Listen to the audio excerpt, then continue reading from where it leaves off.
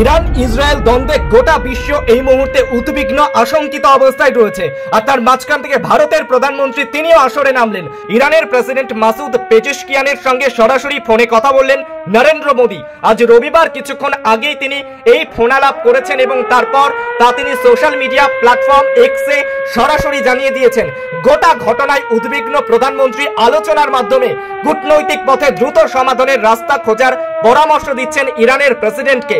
আর রবিবার এই যে প্রেসিডেন্টের সঙ্গে কথা হয়েছে তা তিনি এক্স প্ল্যাটফর্মে সরাসরি জানিয়ে দিয়েছেন। ভারতের প্রধানমন্ত্রী নরেন্দ্র মোদী তিনি লিখছেন, ইরানের প্রেসিডেন্ট মাসুদ পেজেশকিয়ানের সঙ্গে সরাসরি কথা হয়েছে, গোটা পরিস্থিতি নিয়ে বিশদে আলোচনা করেছি।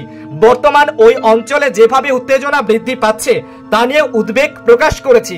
আমাদের আবেদন এই উত্তেজনা হ্রাস করতে আলোচনা ও কূটনৈতিক পথে হাঁটুক দেশগুলো, আলোচনার মাধ্যমে আঞ্চলিক শান্তি নিরাপত্তা নিশ্চিত করা হোক, এভাবে এক্স প্ল্যাটফর্মে সরাসরি পোস্ট করে জানিয়েছেন ভারতের প্রধানমন্ত্রী নরেন্দ্র মোদী।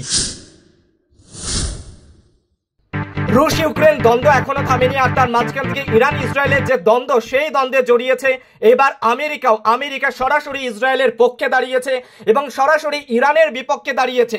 B-2 বিমান নিয়ে আমেরিকা এবার সরাসরি পথে নেমেছে, আসরে নেমেছে। আর তার মাঝখান থেকে ভারত নিরপেক্ষতা বজায় রেখে ইরানের প্রেসিডেন্টের সঙ্গে সরাসরি কথা বলল।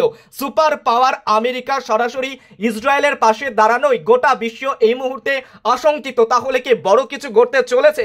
আরো বড় কিছু অপেক্ষা করছে গোটা পৃথিবীর জন্য, সেই প্রশ্নও করছেন কেউ কেউ। এর মাঝে ইরান আমেরিকাকে হুঁশিয়ারি দিয়ে রেখেছে। আর তার মাঝখান থেকে ভারত সরাসরি আসরে নামলো। একেবারে রবিবার প্রধানমন্ত্রী নরেন্দ্র মোদী সরাসরি কথা বলেন ইরানের প্রেসিডেন্টের সঙ্গে এবং নিরপেক্ষতা বজায় রেখেই ভারতের প্রধানমন্ত্রী শান্তির দিকের বার্তা দিলেন। তিনি শান্তি খোঁজার কথা বললেন এবং যুদ্ধ নয় শান্তি চাই এই কথাই সরাসরি জানাচ্ছেন ভারতের প্রধানমন্ত্রী নরেন্দ্র মোদী। এক্স প্ল্যাটফর্মে তা পোস্ট করে জানিয়েছেন তিনি।